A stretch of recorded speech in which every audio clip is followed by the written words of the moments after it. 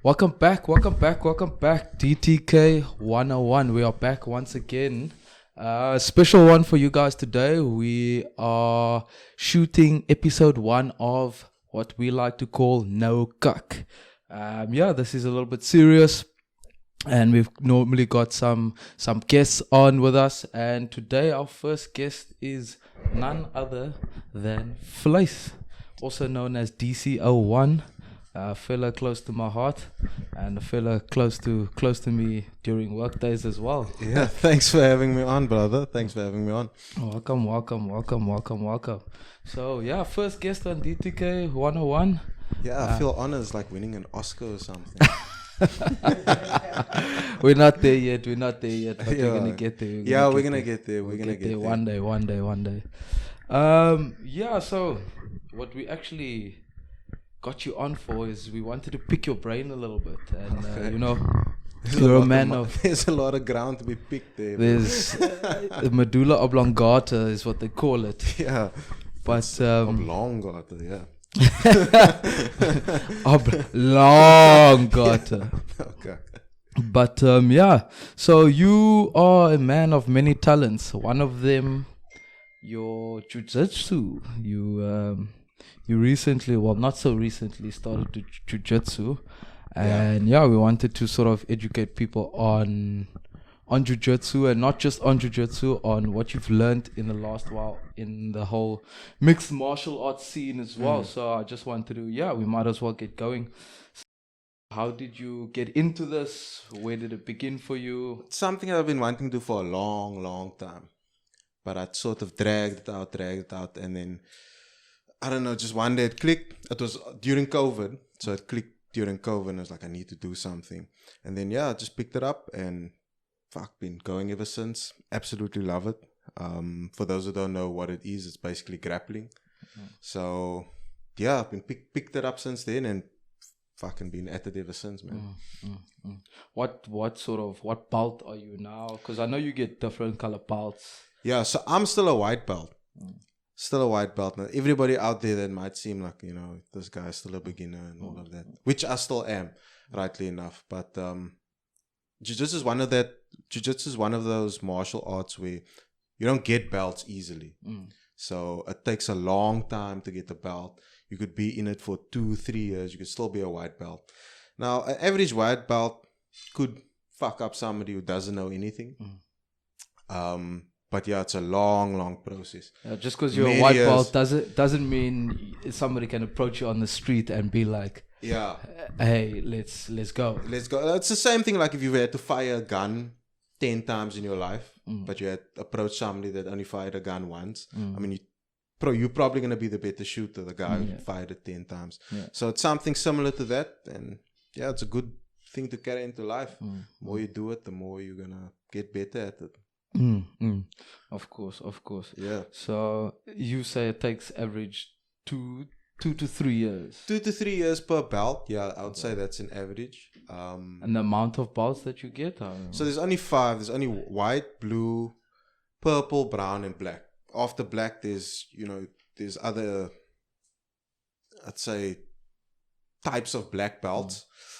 Different degrees to what the black belt is. Same in any other belt. But it takes a long time to get there. A lot of hours of training. Yeah. Is it quite common to have somebody with a black belt or what? I wouldn't say it's common, no. I mean, especially in the Western Cape. The Western Cape doesn't have many proper black belts. Yeah. It's in South Africa? Yeah. In South Africa, obviously it's a broader spectrum. Yeah. But it takes a long time to get there. So you're looking at somebody, especially somebody that has a rounded school or dojo, whatever they want to call it. It's a good 12-15 year process at the least to establish something good. There are guys who get there quicker, but those are guys who dedicate their life to it. Like it's their career. But I'm sure this is sort of, if you're looking at on average 2 to 3 years to get a belt, this is probably something that you're gonna have to dedicate your life to if you're looking to do well in it. If you're looking to do well in it, yes. it's also just good for the mind, man. It's so good for the mind because I don't know just what it is about it. It obviously it brings you back to that caveman sort of like feeling where you're really grappling with a person, you're really fighting. And that's the thing with jiu-jitsu sparring. Like a lot of other sparring, like maybe boxing sparring or Muay Thai sparring, they can't go as hard. But when you roll jiu-jitsu, I mean, you're going full out all the time. So how long is your sessions? Are you like 2 hours? Yeah, sessions are normally an hour. There's sometimes back-to-back classes, so that would be 2 hours, just over 2 hours. But intense. Yeah, it's fun. If it's like the more you do it, the easier it gets, I suppose. You get acclimatized to that type of fitness. As with anything. But yeah, I mean, you are dripping in sweat. Yeah. Because we did, obviously for rugby training, we did MMA once, the takedown. Yeah, we did. Yeah, we did MMA MMA Plumstead or something. But I think they've actually moved down the road to Tokai. And bro, 10 minutes of that, I was mugh. So I can understand, like, obviously jiu-jitsu, a lot of that is groundwork, a lot of it is rolling, trying to choke each other and shit like that. Must be quite intense. Yeah, just take it easy, man. Smoke something before the time. Just relax. You know what I'm saying? So how many people are on average in your class? And then also, I know you've got a quite a large component of ladies. Is this something that's quite popular with the women? I would say any woman should do it. Just for the sake of, if a guy's going to get on top of you, you're going to be able to break his neck and fucking crack his arm apart. Yeah. So just for that, I'd say it's something that every woman should do. At least get some fundamental of it. Yeah, and it's a good sign of a good gym if there's a lot of ladies involved, because that generally means that it's safe, that there's a welcoming culture, that there's not this bully mentality within the gym. And so if you see a lot of ladies and a lot of kids at the gym, it's a sign it's a good gym. And at your gym particularly, are the ladies are they separate? Like, do they train separately to the men, or are you guys, Well, ladies, as with anything else in life, tend to bunch together. Yeah. So obviously, if a lady can train with a lady, it's generally the case. But if a guy trains with a lady, it's grappling. So obviously, it's more. It also depends on the lady. There's some dudes who say, you know what, I don't want to grapple with a lady, and that's fine. They have their own beliefs or whatever reasons they have. But I haven't encountered anything in my gym where it's like funny. Yeah. How many ladies have you had to grapple with during that time? Yeah, see me put it like that, but You make it sound like that, like you've had an experience. Yeah, but I've had many experiences, but that's not what this podcast is about. But what I'm saying is that I've had, like, it's sort of odd in a way, because you work more on technique, especially when you grapple with a lady, because it's a lot softer, and they obviously a lot more focused on technique, because they're not as strong as you. So it's an interesting exchange. And I tell you what, there's chicks at my gym that fuck me up every time. Every single time. But I mean, that's what it is. They're just putting more years to it. So a lot of it is technique based. So from what I'm hearing, if you're strong, it helps. But I know for a fact that you've gone up against oaks that are like 120 kilograms, full muscle, and that doesn't actually mean a lot. Or would you say if they know what they're doing, it helps a lot. I would say it helps a lot to have a frame like that. But if they don't know what they're doing, then it would probably be to their detriment. Yeah. Especially if they're like a lumpy 120. How go through that? Open that a little bit more. How does that go against you in what is essentially what you could see from outside as a test of strength?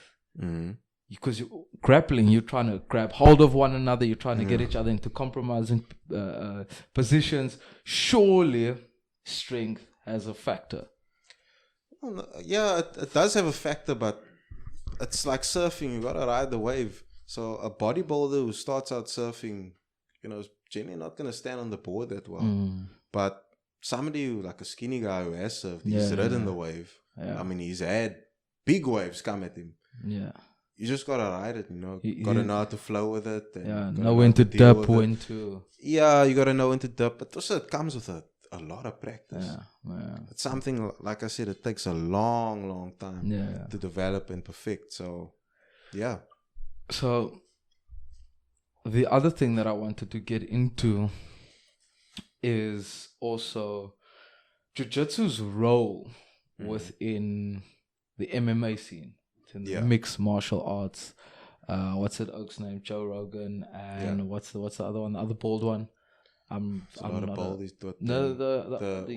He pretty much owns MMA. He started the slap fighting. Dana White. Yeah. Dana White. Yeah. Sorry, I don't really watch MMA. But yeah. So, do you see Jiu-Jitsu like dominating within MMA a lot, or what sort of fighting styles do you see dominating? And also, what fighting styles are there? Because I've heard of a couple of, obviously, Krav Maga, apparently that, I don't know what that is about. What are your... So, just to your first question, how good is Jiu-Jitsu in the UFC or MMA in general? Jiu-Jitsu was the one art who took the UFC and MMA fighting by storm. So if you look at the first UFCs, UFC 1, 2, 3, the Gracie family absolutely dominated. But they used to it was a time where like people were like fighting bare knuckle and they were wearing wrestling shoes. And just also, I've heard that name. Just explain to us who the Gracie family are and what their role is within Jiu-Jitsu. So the Gracie family, their grandfather went over to Japan and he learned judo. But he brought that judo back to Brazil and he turned the takedowns and he made things off that where you could actually submit somebody. So it was at the time a very holistic ground game because you would be able to take somebody to the ground, you'd be able to choke them out on the ground or break something, whatever the case may be. So, and his son was the first UFC champion. So Jiu-Jitsu and MMA, they've sort of they've started at the same time, gaining extreme popularity, which is cool. But Jiu-Jitsu has branched off into something more because there's thousands of techniques. So there's Jiu-Jitsu only, and then there's Jiu-Jitsu for MMA, which is two I won't say completely different things, but there are major differences. It would be like playing sevens and playing normal 15s, like the strategy and it's the rugby at the end of the day, but it's what's required is something completely different. So that's to answer that question. With regards to like different fighting styles, there are many. If I had to put on my top 5, it would probably be obviously Jiu-Jitsu. It would be Muay Thai. It'd be wrestling. Because wrestling, and as much as it's both grappling, wrestling and Jiu-Jitsu, wrestling is sometimes a completely different sport. Are you talking about proper wrestling now? You're not talking about like WWE SmackDown on ETV no. Tonight. I'm talking about the guys. The guys are wearing the leotards who are jacked. The chicks who have bicep veins. All those individuals. They would transition very well into MMA. And then there's boxing after that. Okay. And I mean, there's a champion at the moment. What does he do? Kickboxing. No, I don't know if it's champion or that Adesanya, and then he was fighting Perez. Yeah, so Adesanya lost to Perez. But Perez is a beast, man. I mean, this guy, he's fighting at middleweight, but he really isn't a middleweight. And that's the other thing about MMA, is the weight cut.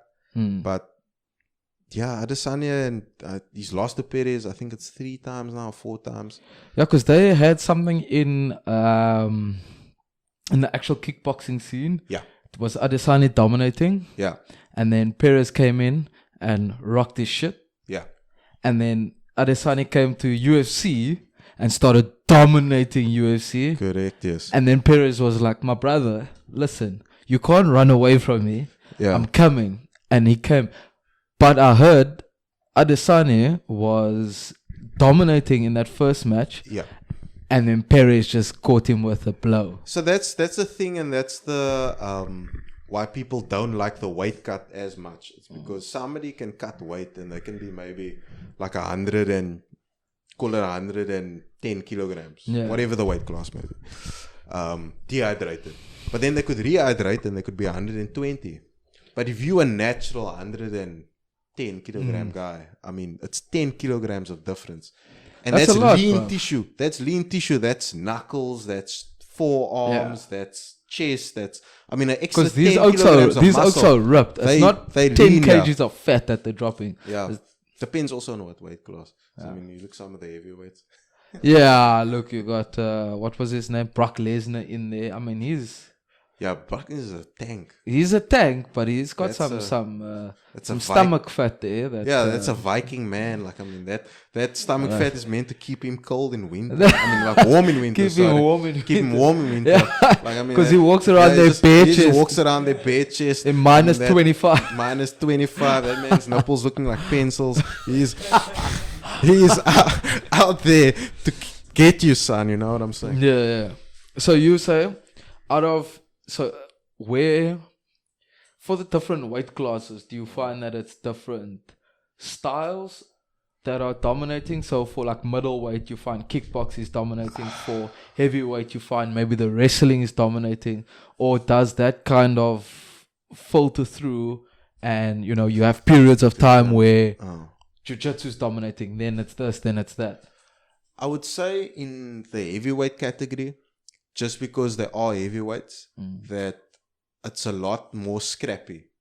So it's not as technical as like maybe what the middleweight or like a light, a lightweight fight would be, because that's extremely technical. Yeah. Like these are guys who are like 77 kilograms, like lean, pure muscle, like just going at it. Yeah. But if you're a heavyweight, I mean, you just have that, you have that weight behind you. So there's always that chance of that one punch knockout.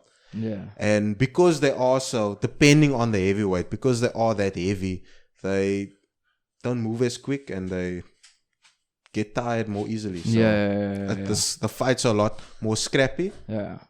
But it also depends on like the gameplay and the strategy of the fighter. How long is the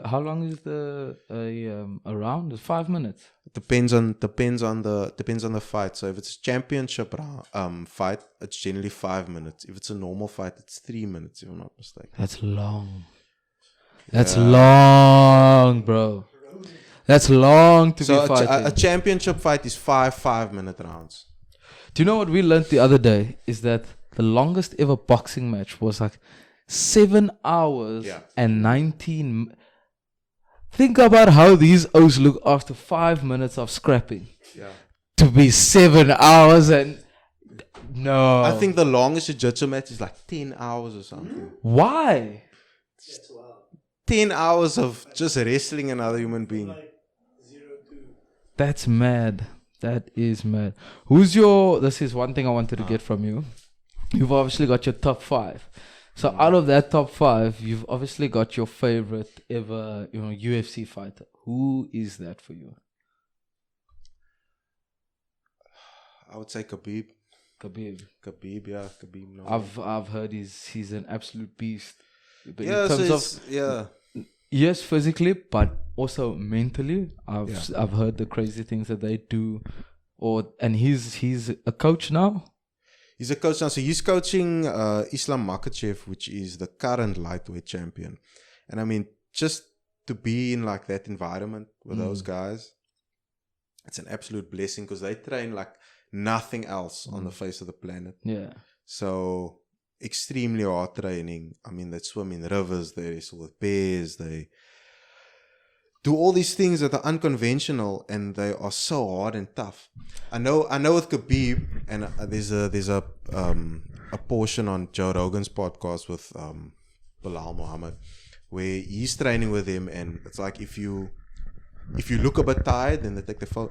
They take your phone away. I heard that story, and you Yeah. get it the next. And Khabib says to you, "Listen, go sleep." And Yeah, apps, go go and sleep, and he gives you the phone back the next day. Oh, where were we? Well, Khabib.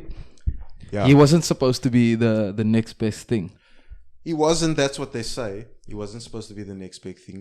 Islam was supposed to be the next big thing, but the Islam depth- Makhachev. Islam Makhachev. That's now the. That's now the lightweight champion. So Khabib was, and he fucked Conor up. He had an unbeaten run. Yeah, He went so 28-0.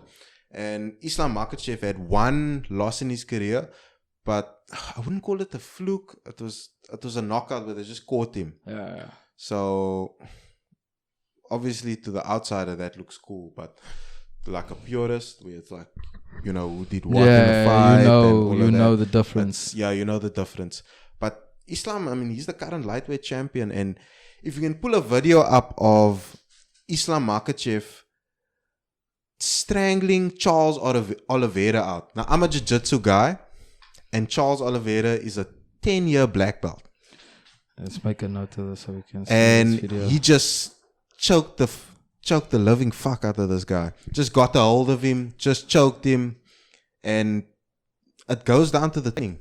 Islam Makhachev Yeah. versus Charles Oliveira. Versus Charles Oliveira. Definitely gonna have a look at that bad boy. And So have a look at that, and he strangles the fuck out of him. And Oliveira taps so quickly. And for a 10-year black belt, there's a lot of things you can do to get out there. But the squeeze that guy has in him, it's insane. Yeah, so with these oaks, like once you get them, once they get you down on the ground, it's Yeah. over. That's it. It's done. Yeah. Ooh, might get in trouble for this, but like Conor McGregor, he trains under the same gym that I train, which is SPG. But Khabib took him down a lot, and just dominated him. Yeah, that was Made that it was the end of Conor. Yeah, I think with Conor, it's obviously he's a great guy. Did hell of a lot for the sport. But yeah, he's just living that life, man. When you've won. Yeah, when you've won. I feel like that's where Siya Kolisi is right now. That man is making advert after advert after advert. Yeah. I'm like, bro, play rugby. Exactly. Yeah, Play around. This man's in life insurance, in toothpaste. This man's got his hand in everything. You know what I'm saying? But he's done it, bro. What more can you do as a rugby player? Yeah, win the World Cup. Yeah, Siya Kolisi he has done it. He deserves all his accolades. Yeah, he's a good poster boy, and puts in the work as well. So the last two questions that I've got for you is, and we'll start off with the one before we go to the other, is how sort of beneficial do you feel it is for the average person to get into mixed martial arts in general, and then how would you advocate specifically for Jiu Jitsu compared to the other martial arts? Okay, so I think it's extremely beneficial, not only for physical betterment and learning a new skill, but if you walk into a room and you are confident that you can fuck everybody up. Yeah, majority of the people is not gonna know what you know. Like, should this go down, I'm breaking each and every one of your souls in two. Yeah, maybe not all at once, maybe piece by piece, but still, I'm still breaking you. Yeah, you still break. Yeah, so 100%. you have a skill and something that you can do that makes you relaxed. In a social environment. Yeah. So if you have anxiety or anything like that, that's an amazing outlet. That's pretty cool to sort of. So you walk into a room and you don't feel insecure. Yeah. Yeah. Because you know what you've got behind you. Yeah. For a guy, it's naturally there. Because, if you walk into a room full of jacked guys. Yeah, you always. And they're all wearing towels and you've got a bar of soap, you're going to feel insecure. You know what I'm saying? Nah. But and especially for a lady. That depends where the fuck you are. You know what I'm saying? Because if you're getting that, you've definitely found yourself in the wrong place. Yeah, well, people end up in the wrong places and not for the right reasons, you know. So, Oh shit. so I would say that, and especially for a lady, Yeah. if you could walk, I mean, if you've wrestled men 4 times a week, Yeah. and you know, you walk into a room and Yeah. you might see it might go that way. So it's not only beneficial Feel better. for your physical health, is what you're saying. Is it's also beneficial for your own, mental health. Yeah. Yeah, and the other reason is you generally don't get as fucked up physically. Yeah. Because it's not like, not to talk bad on the other martial arts, but it's not like Muay Thai or boxing where you're constantly getting hit in the head, or you're getting, kicks to the knees and, to the shins and all of that. It's not like that. So you walk away with a couple of blue marks. Yeah. And, sometimes your hands are sore from gripping the gi. But that's about it. You also sometimes get choked the fuck out, but... Yeah, but I mean, just tap. Yeah. just step out, be like, yo, I've had enough. Step. It's just sleeping. What if somebody doesn't feel me and they just... I don't know. You can feel... Do you ever feel like the life draining out of somebody if you're choking them? You feel that power in your hand when you've got them into, like, what is it called, a triangle lock, and you're about to snap or whatever it is. Yeah, sometimes, especially if you get them like in a throat choke. Yeah.